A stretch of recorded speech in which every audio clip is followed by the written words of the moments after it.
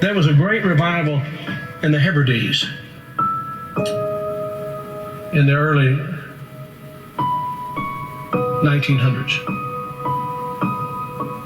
Began to moved up to the pleading for it into the 40s. Maybe we could say it topped out in the early 50s. Two old women, one was 84 years old and one was 82 years old. One was blind and one was humped over so badly with spinal stenosis, just arched over.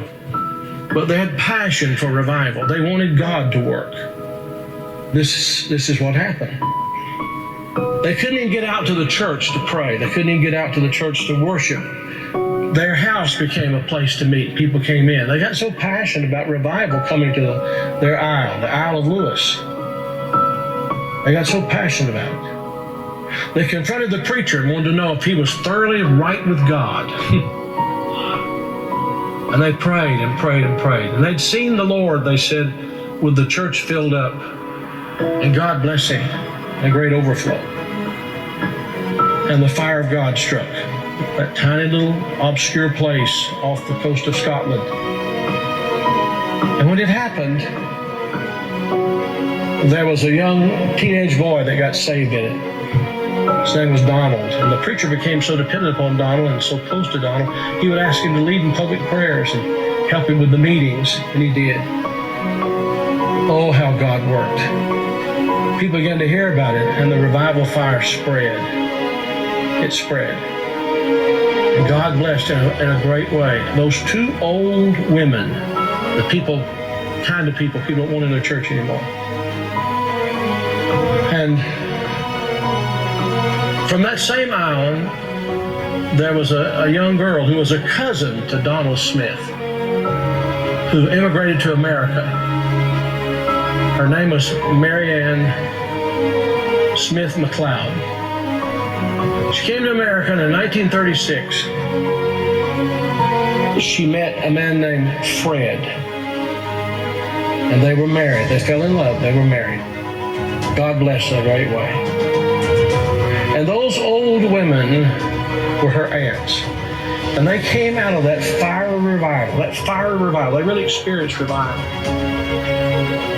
And they sent a Bible, a copy of the Word of God that had been used in a special way in that revival, to Mary Ann. She started having children. I think it was 1937, she had her first child. They named him after his father, Fred. Then she had her second child, named after herself, Mary Ann.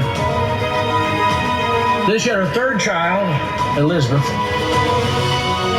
Then she had her fourth child, and she was so impacted by this teenage boy God had used in that revival of the Hebrides. She named him Donald. And she gave him that Bible, the Hebrides Revival Bible. He was born in 1946. He's now the 45th President of the United States. And that revival Bible is in the Oval Office. I'm saying to you, I don't know how, why, I don't know how it all comes together. But I believe God is putting some things together to give us just a window. If he could find some open people who know what the window's for. Can this be the time the window's open?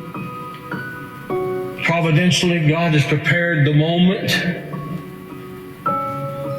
and we will become the people of prayer, pleading with God. This is a plea. Will thou not revive us again? Will you be a part of that? Will you?